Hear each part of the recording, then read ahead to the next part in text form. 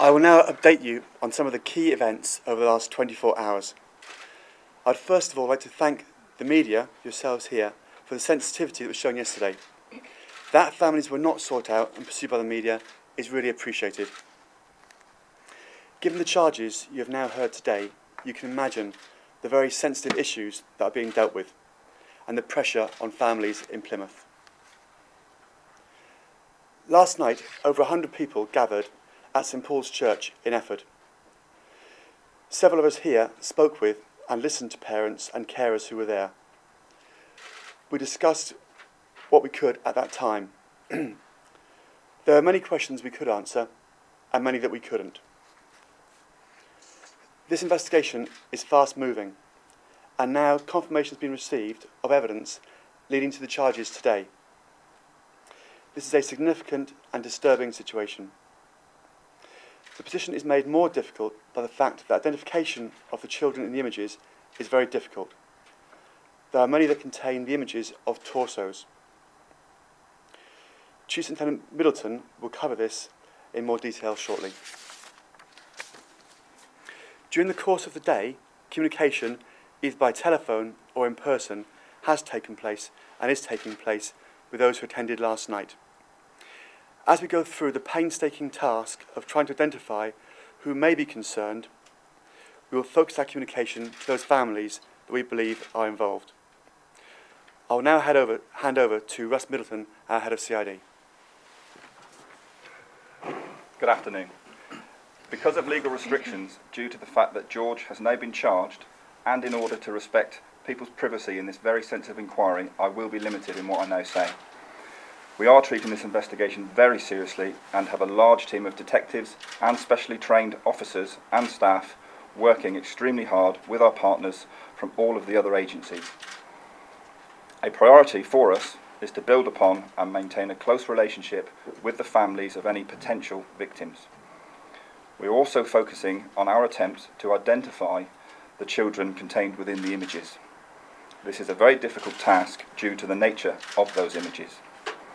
At this time, we have been unable to identify any individual children, and it is right to say that some images may never be identified.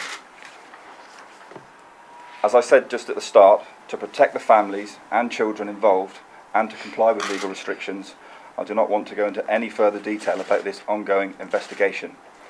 However, if anybody out there does have any information that may assist us or help us with these inquiries, please contact us on the published telephone number 08452 777 444 or anonymously on Crime Stoppers 0800 555 111.